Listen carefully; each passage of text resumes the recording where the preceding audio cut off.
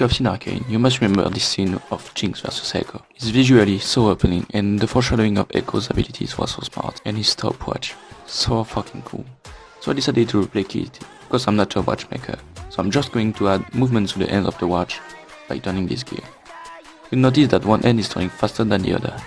That's because I use a simple gear principle that uses gear size as input and a speed ratio between two or more gears as output. First we have the two gears of the same size, and one big, one small, and to finish, one big and one small.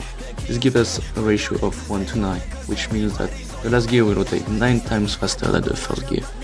Since one end is attached to the second gear and the other one to the last, so one end will go 9 times faster. Let's just count the number of turns that the speedy one does.